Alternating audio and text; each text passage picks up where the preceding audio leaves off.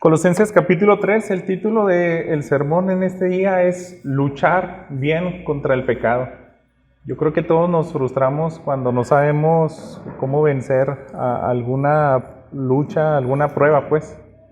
Pero yo creo que una de las peleas que debemos de aprender más aquí en esta vida es eso, luchar bien contra el pecado. Porque si no aprendemos a luchar correctamente y bíblicamente, pues la victoria pues no va a llegar y nos vamos a frustrar. Entonces siempre hay un plan de batalla, hay una estrategia hasta para que caigan las personas invictas en el mundo de los deportes, de las peleas de combate. Han habido lo que se dice pues la pelea del año, del siglo, cuando alguien le quita el invicto a un campeón. Entonces a veces habían pasado años, pelea tras pelea, y nadie sabía cuál era la clave para derrotar a personas, pues no sé, a lo mejor los que conocemos un poco el mundo del boxeo, escuchamos que fue una gran noticia cuando perdió Mike Tyson por primera vez. George Foreman era un boxeador que tenía 40 peleas invictos y llega ese otro famoso boxeador, Muhammad Ali, que supo moverse muy distinto a su juego de pelea, supo la clave para vencer al campeón. Entonces siempre hay un método correcto para obtener la victoria y eso se da en todos los ámbitos de la guerra. Pero la guerra que tenemos el creyente es nuestra lucha con el pecado.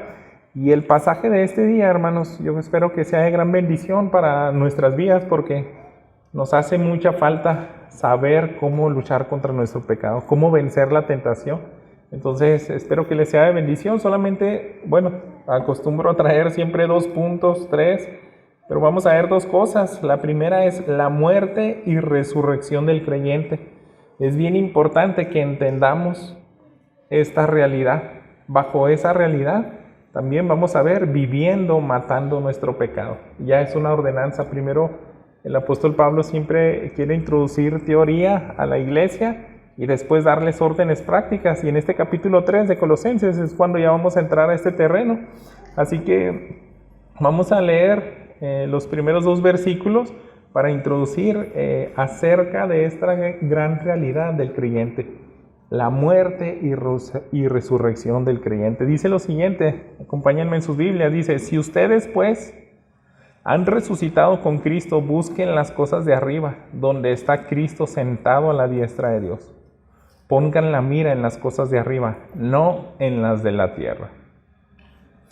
Así inicia este pasaje, y el apóstol Pablo sigue dándonos profundidades del Evangelio, profundidades de las realidades de lo que somos nosotros en Cristo cuando ya estábamos bajo su reino, bajo su dominio. Y lo primero que nos está diciendo es que debemos de pensar en las cosas de arriba. Son cosas completamente diferentes a las que estamos aquí en la tierra. Vamos a ir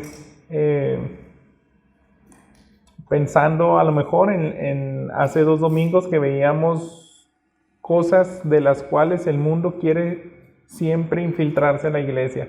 Si recordamos un poquito el contexto del capítulo 2, veíamos de manera general 3 cosas generales, como se quería infiltrar las filosofías o las religiones a la iglesia. Una de ellas pues era el judaísmo, el otro era el misticismo, aquellos que querían adorar ángeles.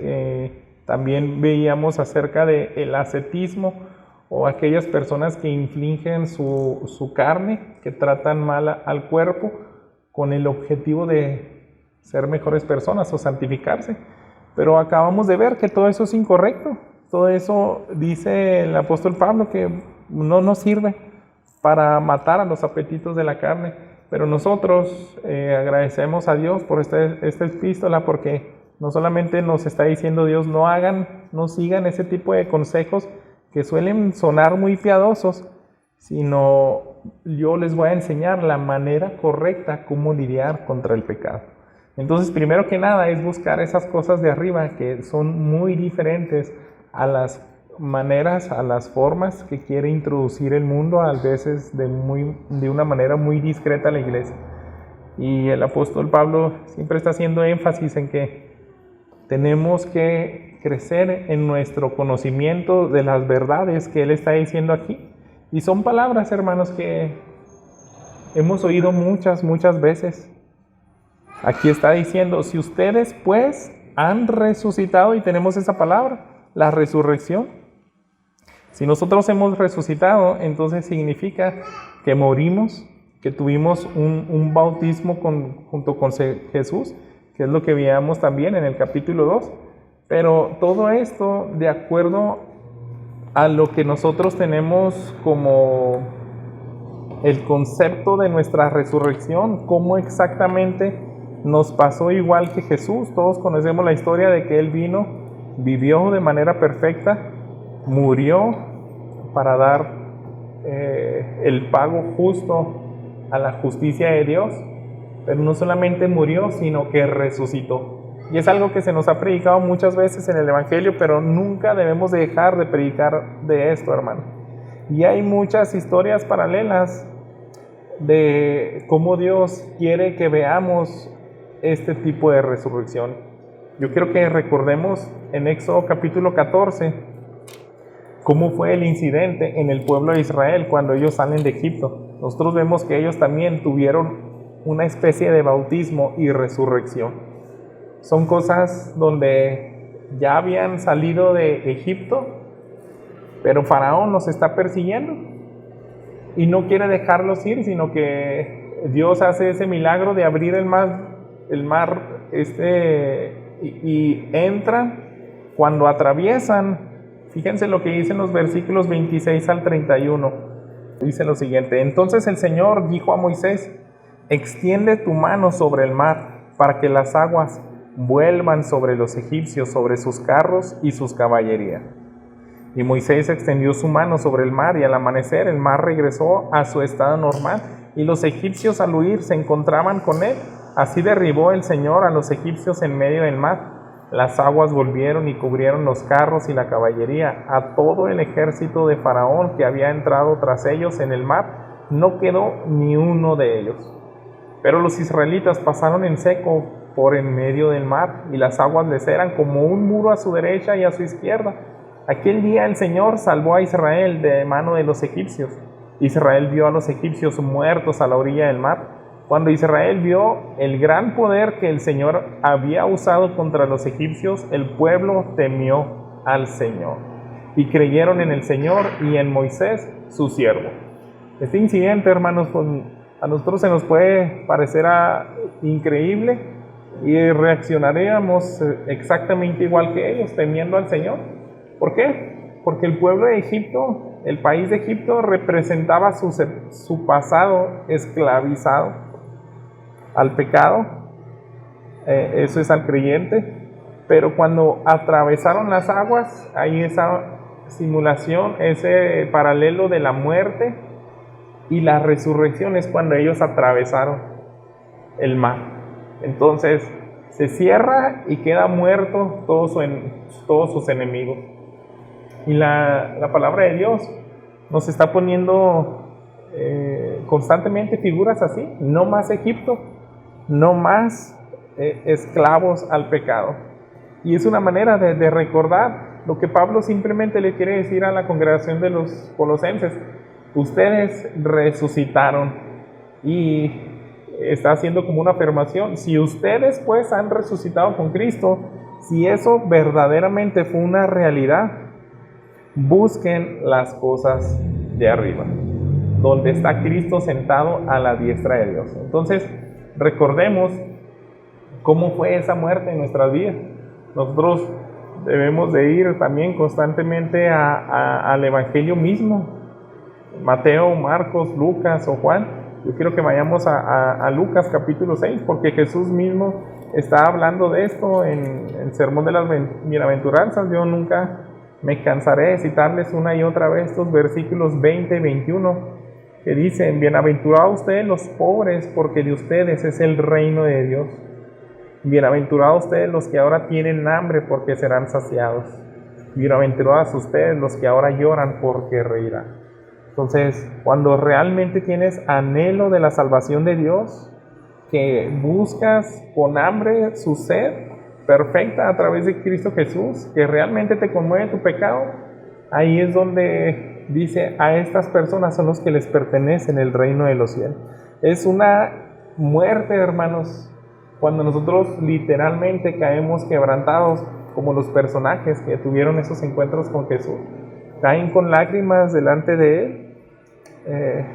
Recordamos vidas como el apóstol Pablo, que ya no quiso discutir con el Señor cuando se le aparece camino a Damasco, sino que simplemente le dice, dime qué quieres que haga. Porque se sintió humillado, se sintió avergonzado, se sintió aplastado seguramente por el Rey del universo, y dijo, yo no puedo luchar contigo. Entonces así es nosotros, cuando entendemos nuestra condición miserable y nos lanzamos a la misericordia de Dios en fe a través de Cristo Jesús, ocurre esa muerte. Estamos diciéndole, ya no quiero mi pasado, yo quiero esa justicia perfecta. Eso es morir, tener fe en que Jesucristo es el que nos sumerge, nos libera de nuestra esclavitud del pasado y nos resucita a la nueva vida.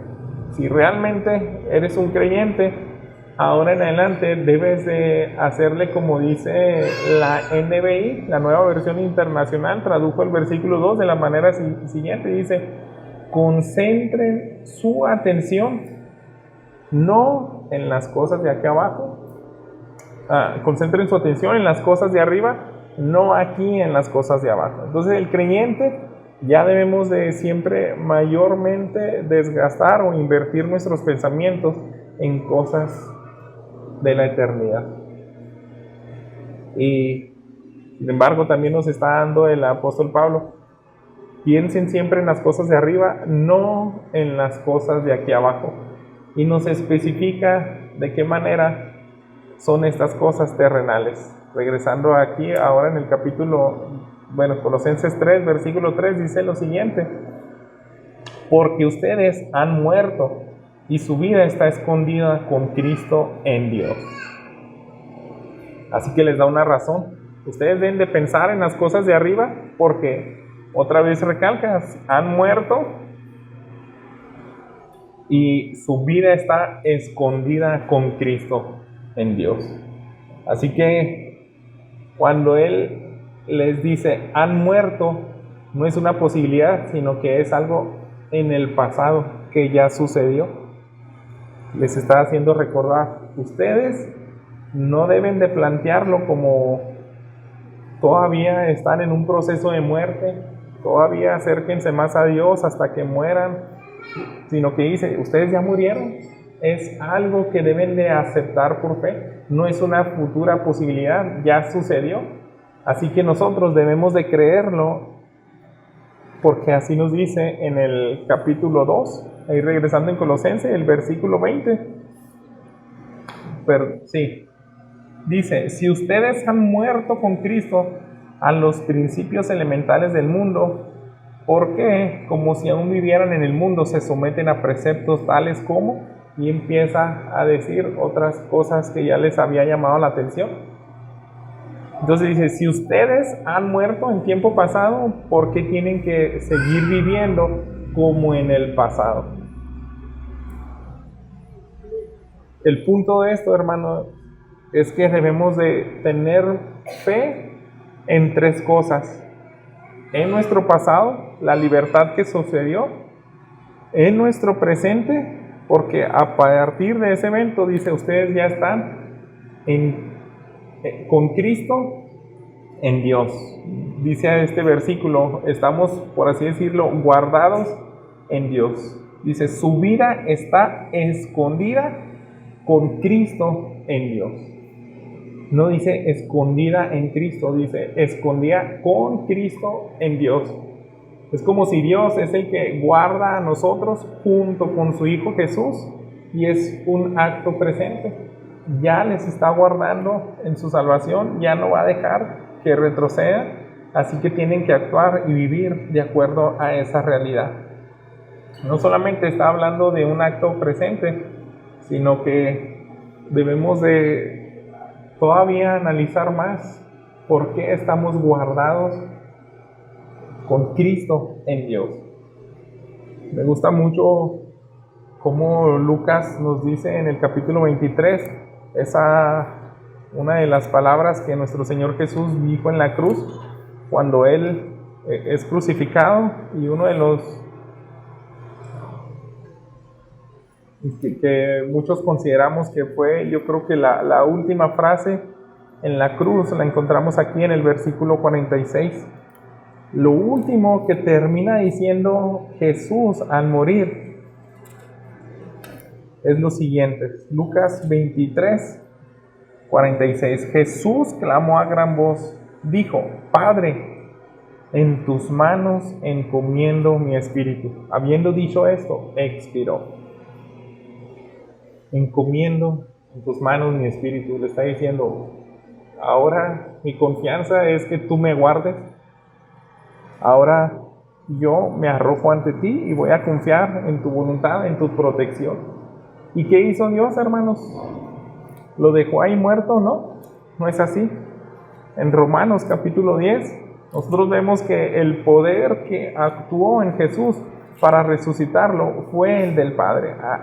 A Él Jesús se encomendó y Él le resucita. Dice Romanos 10:9, que si confiesas con tu boca a Jesús por Señor y crees en tu corazón que Dios lo resucitó de entre los muertos, serás salvo. Entonces, Jesús se encomienda a las manos de Dios, Él le guardó y con ese poder le resucita de los muertos.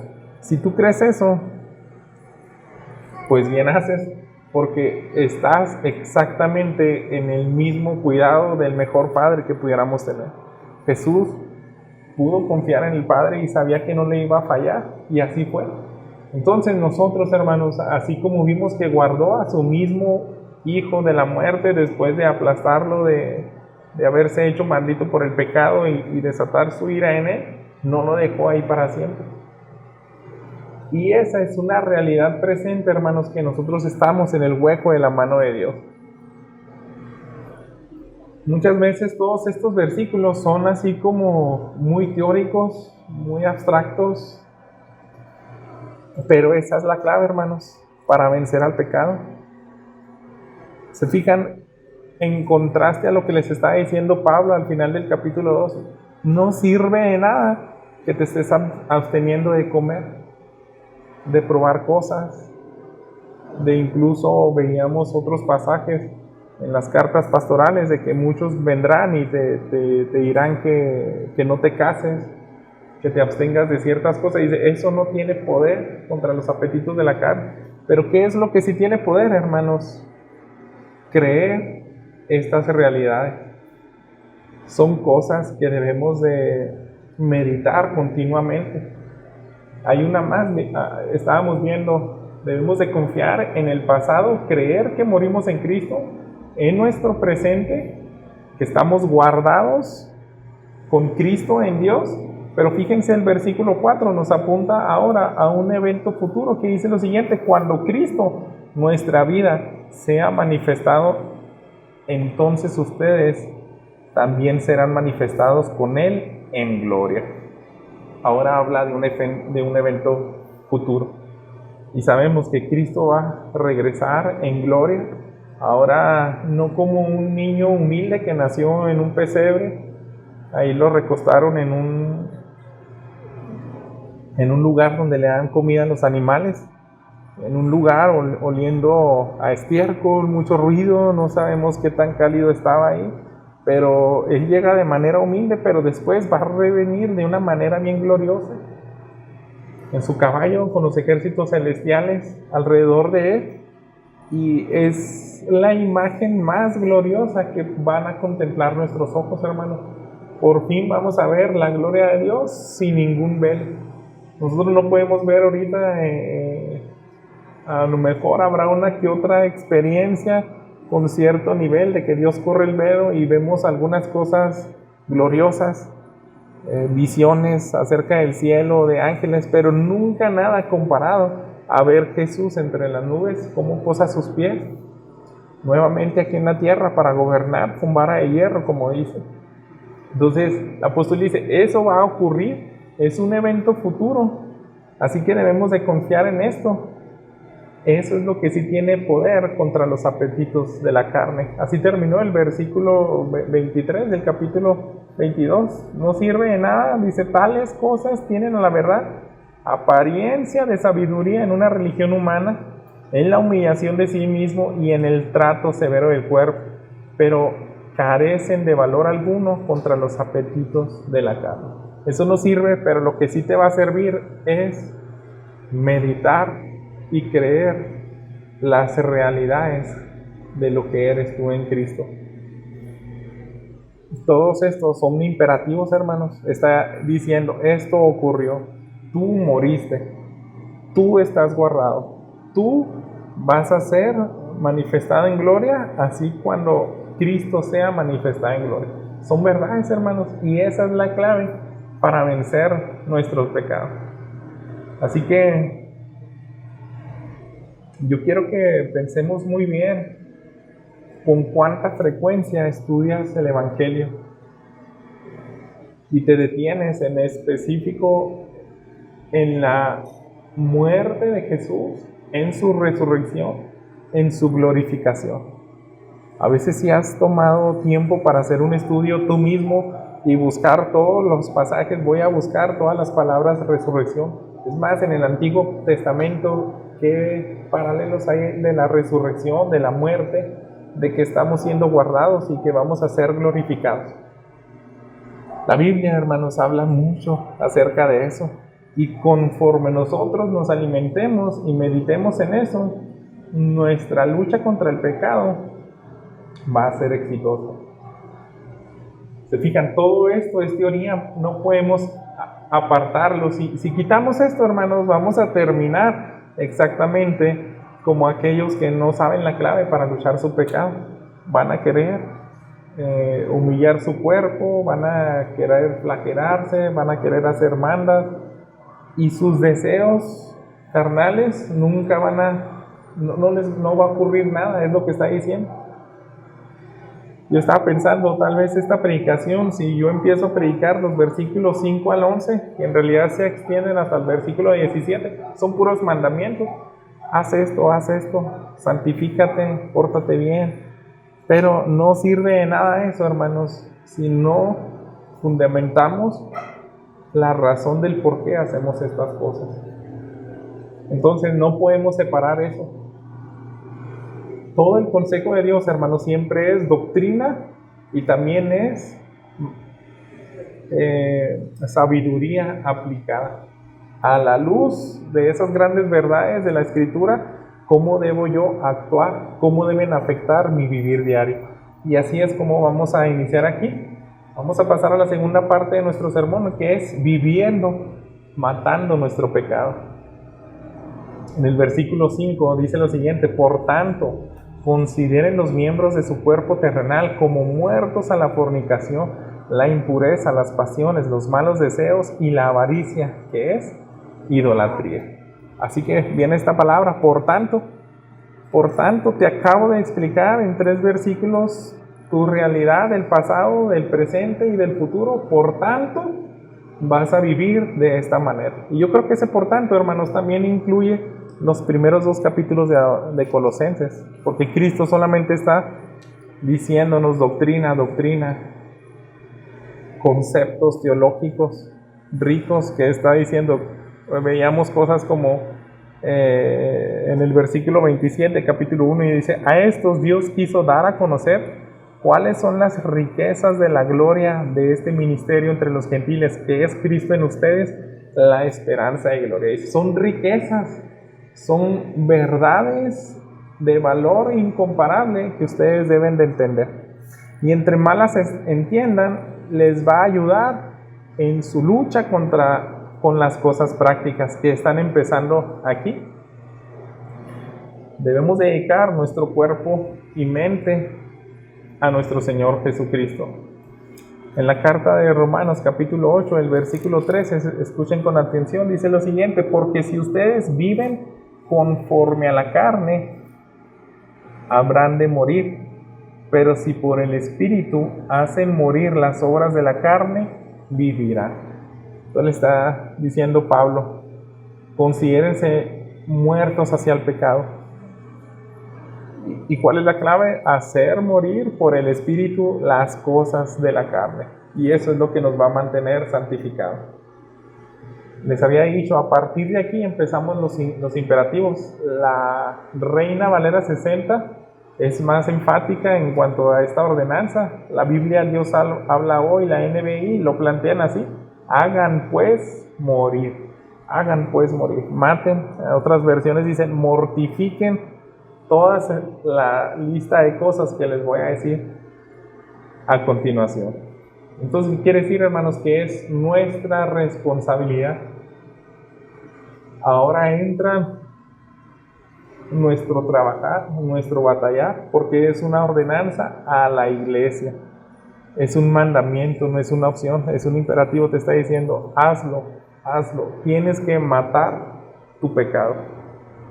La lucha, hermanos, yo creo que inicia un gran terreno, muchos estamos de acuerdo que es en la mente, y yo creo que por eso da el sentido de todas estas palabras, que es como para generalizar toda esta lista de pecados, que pueden entrar más cosas, pero si ponemos atención, nos está diciendo cosas que tienen que ver con el pensamiento. Dice, como muertos a la fornicación, la impureza, las pasiones, los malos deseos y la avaricia, que es idolatría. Todas esas cosas entran en el terreno de la mente. ¿Por qué? El hombre natural, el que vive en el pasado, constantemente quiere vivir fornicando, adulterando, deseando la mujer de su prójimo, tiene pensamientos impuros en su mente, pensamientos que no honran a Dios, codician día tras día sin obtener, pero siempre se mantienen codiciando. Entonces son cosas que están en el terreno de la mente, y ahí es donde le está diciendo el apóstol Pablo a la iglesia: trabajen, sean intencionales para ganar la lucha en su mente. Yo creo que mientras más intencionales y prácticos seamos, se va a notar, hermanos, una madurez espiritual donde nos santificamos, donde somos personas que no somos derrotados tan fácil por el pecado. El apóstol Pablo no solamente está dando ordenanzas, dice, trabajen en todas esas áreas de su mente, sino que les da algunas razones del por qué hacerlo. Al menos yo pudiera resumir 2 razones en los versículos 6 y 7, que dicen lo siguiente: pues la ira de Dios vendrá sobre los hijos de desobediencia por causa de estas cosas, en las cuales ustedes también anduvieron en otro tiempo cuando vivían en él. Yo encuentro dos razones. La primera es que hay consecuencias, hermanos. Si no matas tu pecado, la ira de Dios se va a desatar. Y es algo como que no queremos oírlo, y a veces quisieran descartar muchos cristianos que la ira de Dios solamente es para el impío, pero no. La semana pasada, no sé si recuerdan, yo les decía en Romanos capítulo 2, dice, y la ira de Dios vendrá, pues principalmente, o primero que nada, al judío primeramente y después al griego. O sea, a los hijos de Dios, a los que Él más ama, al pueblo escogido, ni siquiera ellos se van a salvar del justo pago de Dios. Y nosotros, pues con menos, pues la tenemos más segura. Fíjense, ahí mismo en el capítulo 3 de Colosenses, pero en el versículo 25 nos está diciendo lo mismo el apóstol Pablo: porque el que procede con injusticia sufrirá las consecuencias del mal que ha cometido, y eso sin acepción de personas. Entonces, no nos salvamos, hermanos. El ser hijos de Dios también nos incluye disciplina cuando nosotros no luchamos contra nuestro pecado. Entonces yo creo que el apóstol Pablo nos da esa primera razón. Primero que nada, la ira de Dios es algo que se va a manifestar en tu vida. Y eso es una bendición, hermanos, que tengamos temor de Dios. Por no recordarnos estas razones, muchas veces no tememos a Dios y pecamos más fácil. Es en algunos casos lo único que nos pone freno. Es ver y decir, Dios me está diciendo, veo a lo largo de la vida que hay un pago justo incluso a los hijos de Dios. Por ejemplo, el rey David, cuando peca con Betsabé, que le dice Dios, ¿sabes qué? Estás perdonado, pero ese niño se va a morir, aunque ayunes y te va a doler. Ese es mi pago. Yo te perdono, pero ahí te va tu disciplina. Otra ocasión, el rey David hace el censo y después que se arrepiente dice, sí, estás perdonado, pero ahí te van, escoge los 3 castigos que quieras. Y David tuvo que escoger un castigo a pesar de que ya era perdonado. Entonces el apóstol Pablo está diciendo, hay un pago por desobedecer, por pecar deliberadamente contra Dios. Y la otra razón, hermanos, se encuentra en el versículo 7, que nos está haciendo referencia a que debemos de ser congruentes y ver que todo eso, ese estilo de vida es del pasado. Dice, en las cuales ustedes también anduvieron en otro tiempo cuando vivían en ella. Es como si les vuelve a hacer la referencia. Nunca se les olvide que hubo una realidad en el pasado. Por eso decías en esos pasajes, si ustedes pues han muerto, en el versículo 3, si ustedes realmente murieron, entonces ahí va otra realidad. Su vida está escondida delante de Dios. Si ustedes realmente murieron, entonces vivan matando y luchando contra su pecado. De lo contrario, hermanos, yo creo que debemos de cuestionarnos si no estamos luchando constantemente con el pecado. Es decir, ¿qué tal si yo nunca he muerto?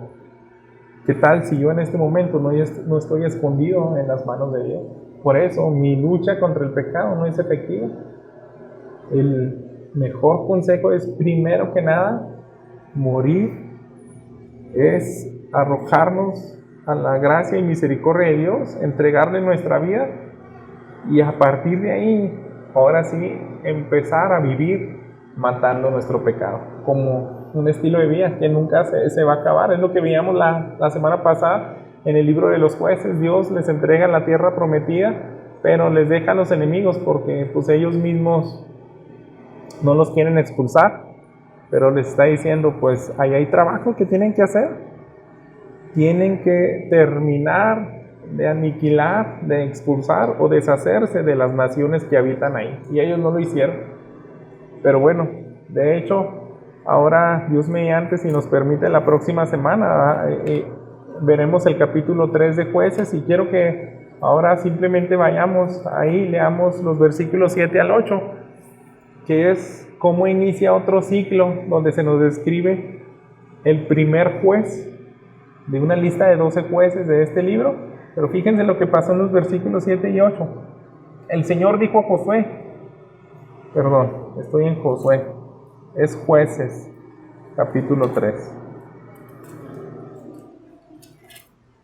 7 y 8. Los israelitas hicieron lo malo ante los ojos del Señor y olvidaron al Señor su Dios, sirvieron a los Baales y a las imágenes de acera. Entonces se encendió la ira del Señor contra Israel y los vendió en manos de Cusán Risataim, rey de Mesopotamia, y los israelitas sirvieron a Cusán Risataim por 8 años. Es algo triste, hermanos. Ya habían pasado el Mar Rojo, ya habían sido esclavos ya habían sido libres de la esclavitud, y ellos retrocedieron. Entonces viene un justo pago, que literalmente fueron 8 años donde seguramente fueron esclavizados por ese rey. Y es lo que el apóstol Pablo nos invita y a ti y a mí considera. Lucha contra tu pecado porque se desata la ira de Dios. ¿Y por qué? Porque eso era algo en tu pasado. Ustedes, muchos de los colosenses, vivían así como se le está describiendo aquí en el versículo 5, con todas esas pasiones, malos deseos, avaricia, impurezas, fornicación. Todo eso había en la iglesia de los colosenses, pero ya ahora sus vidas son diferentes. La nueva versión internacional dice de la siguiente manera: ustedes las practicaron en otro tiempo cuando vivían en ella. Entonces, fijan, practicar es algo que tú planeas, que tú lo disfrutas, que tú lo haces constantemente. El creyente no debe de vivir de esa manera.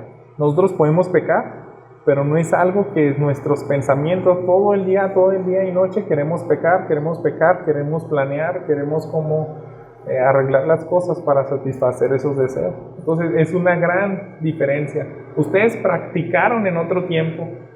Ese era el pasado vergonzoso de la iglesia de Colosenses.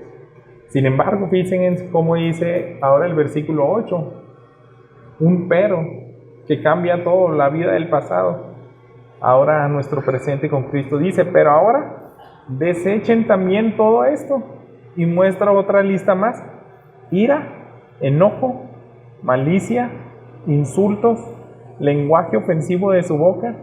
Dejen de mentirse los unos a los otros, puesto que han desechado al viejo hombre con sus malos hábitos, y se han vestido del nuevo hombre, el cual se va renovando hacia un verdadero conocimiento, conforme a la imagen de aquel que lo creó.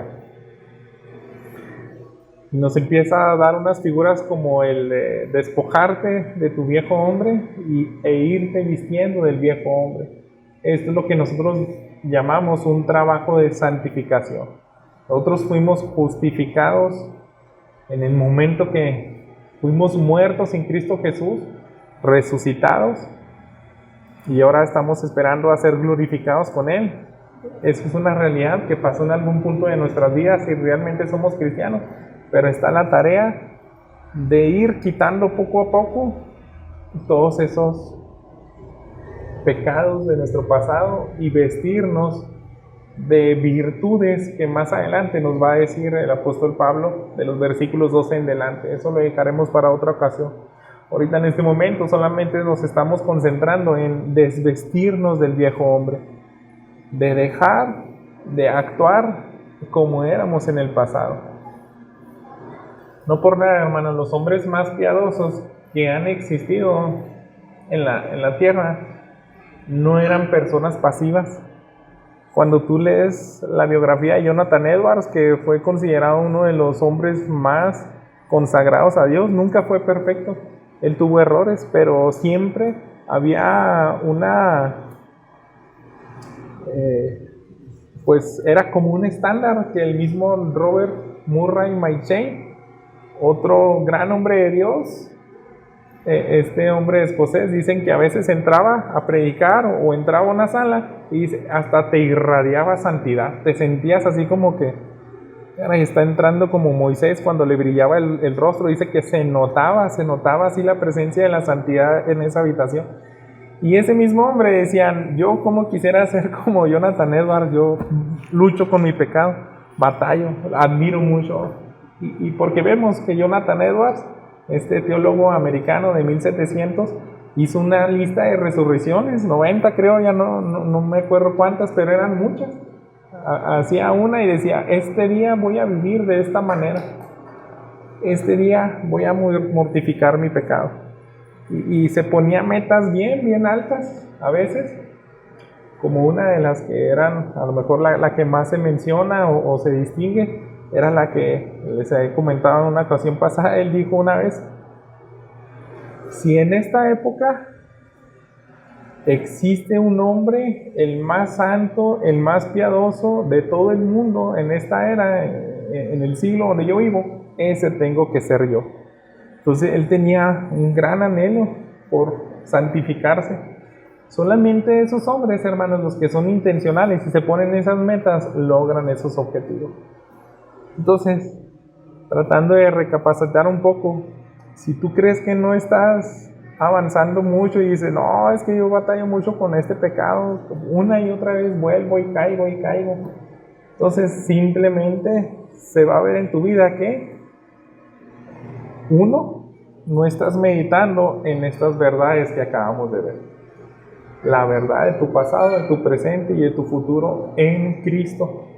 Tu unión en Cristo.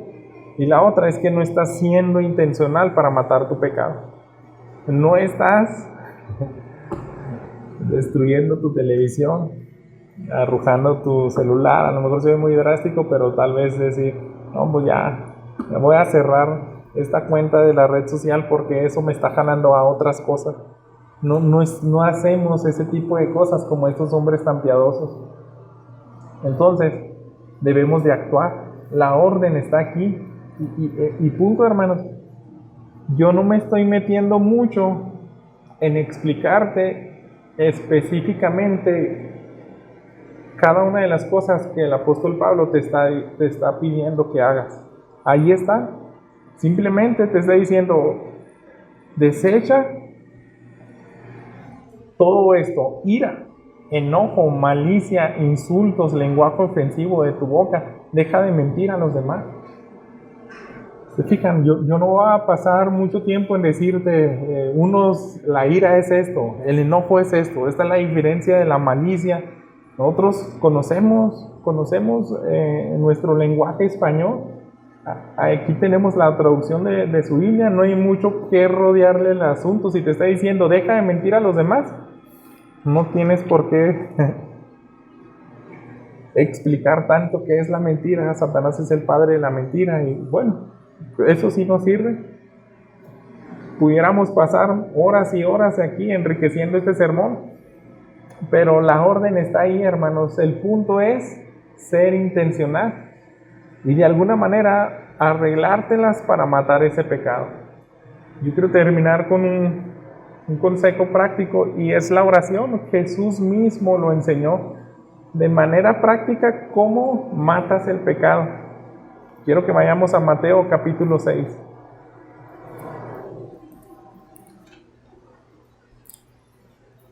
Es lo que dijo Jesús a sus discípulos en cuanto a enseñarles el modelo de la oración. Versículo 13. No nos dejes caer en tentación, sino líbranos del mal. ¿Cuándo dijo esto Jesús? Cuando les dijo, así deben de orar. Entonces Jesús les acaba de decir a sus discípulos, esto es lo más importante que deben de considerar en sus oraciones. Nunca dejen a un lado pedirle a Dios que los guarde de la tentación. Y nosotros, hermanos, yo creo que a lo mejor omitimos eso. Gastamos minutos en pedirles varias cosas, pero no decirle, ayúdame a vencer este pecado que me está haciendo caer cada rato. Otro, Lucas capítulo 22, que también se lo dijo a todos sus discípulos ahí en el Getsemaní, les invitó a luchar contra el pecado porque se avecinaba una caída bien grande en ellos, pero él les dio la clave ahí, hermanos. Fíjense cómo dice el versículo 40. Cuando llegó al lugar les dijo, oren para que no entren en tentación. ¿Cómo se vence el pecado, hermanos? Con la oración. Entre más inviertas tiempo en la oración y le pidas a Dios, guárdame del pecado, ayúdame a vencer, ayúdame a matarlo, dame sabiduría para ver de qué manera práctica tengo que ser intencional y matar la ira, el enojo, desechar la malicia, los insultos. Hubo un pastor bautista, nació a finales de 1800, creo que se murió cerca de 1925 me parece, conocido como A.C. Dixon. Él compartió una historia que se me fue de mucha bendición, hermanos. Pongan mucha atención, quiero leérselas. Dice lo siguiente: un querido amigo mío, que era un gran amante de la caza, me contó la siguiente historia. Una mañana me levanté temprano, escuché el aullido de una veintena de perros de caza que perseguían a su presa. Mirando hacia un campo amplio y abierto frente a mí, vi un cervatillo joven que se abría paso y, además, daba señales de que su carrera estaba casi acabada. Al llegar a la cerca de la casa, saltó y se agachó a 3 metros de donde yo estaba. Un momento después se acercaron 2 de los perros, cuando el cervatillo corrió en mi dirección y metió la cabeza entre mis piernas. Yo levanté la cosita hasta mi pecho y dando vueltas y vueltas luché contra los perros. Sentí en ese momento que todos los perros de Occidente no podían ni deberían capturar ese cervatillo después de que en su debilidad había apelado a mi fuerza. Así es, cuando la impotencia humana apela al Dios Todopoderoso. Bien recuerdo cuando los perros del pecado perseguían mi alma, hasta que por fin corrí a los brazos de Dios Todopoderoso. A mí me bendijo mucho esto, hermanos, porque es una escena donde yo, no sé, me imagino un venadito así, ¿no? Chiquito, que puedes cargar y 20 perros y se te para ahí, se te mete en las piernas y lo cargas y sintió ese impulso humano. Y él era cazador, ¿no? Él ya había matado animales, pero ¿cómo vas a despreciar esto? Alguien que apela a que lo protejas, dice, así tienes que venir delante de Dios. Y eso a mí en lo personal, hermanos, yo creo que me avergüenza porque yo no he orado con esa intensidad y decirle a Dios, te entrego mi pecado de esta forma. Entonces, ese es el título de nuestro sermón, luchar bien contra el pecado. Si no hemos podido vencer el pecado, hermanos, que no estamos luchando bien. No nos estamos sumergiendo en estas grandes realidades de lo que somos en Cristo. Si realmente creyéramos todo esto, nos arrojaríamos así, diciéndole, mi vida está en tus manos, tú me vas a cuidar, tú me vas a proteger cuando venga la lujuria. Ayúdame, Padre, te ruego que me ayudes a vencer la tentación de mentir. Y te puedes seguir una por una de todas estas listas que les digo. Es una lista general. Cada uno de nosotros tenemos luchas con distintos pecados y se nos ordena entregarlos uno a uno a la mano de Dios. Debemos de no solamente traerlos en oración, sino actuar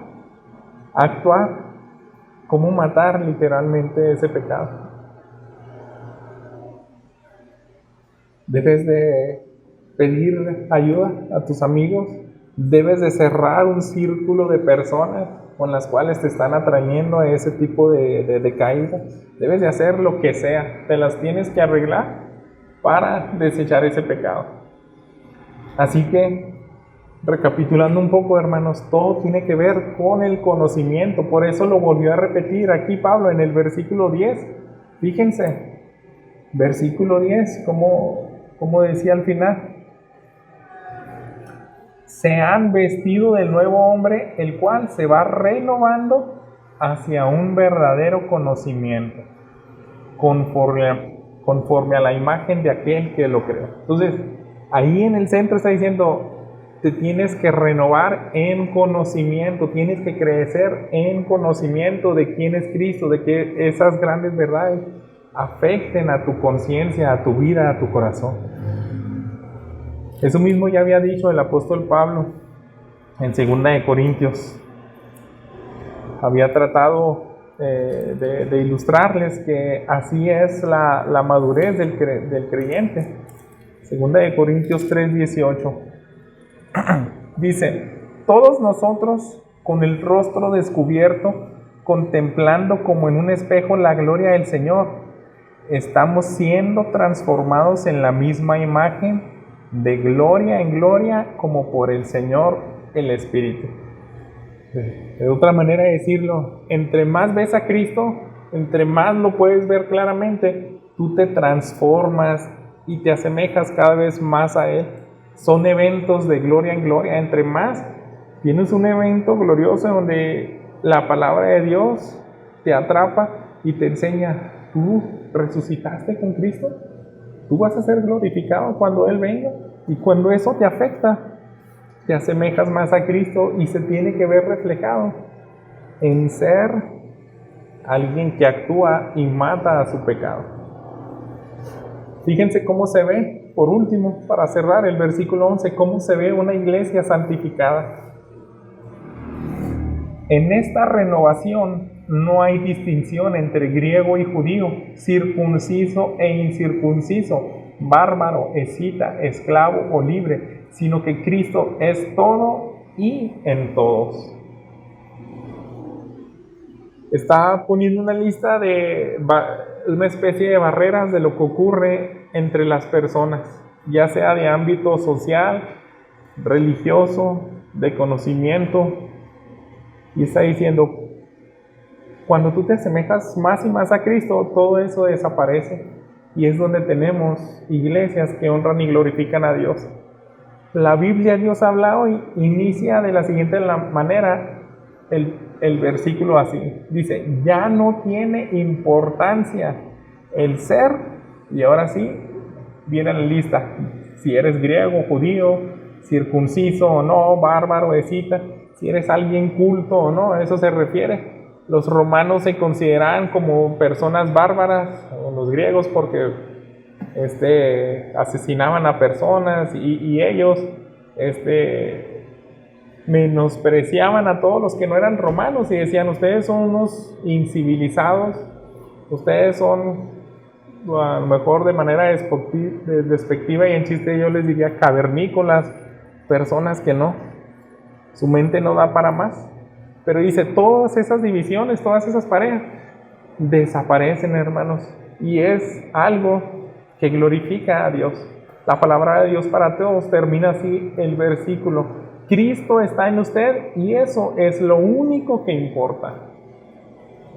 Aquí en la Nueva Biblia de las Américas dice, sino que Cristo es todo y en todos. Es como decir, Cristo lo es todo. No hay nada mejor que Cristo y Él está en todos, en su iglesia. Así es como se debe ver la iglesia. Cuando se santifican, se caen esas barreras.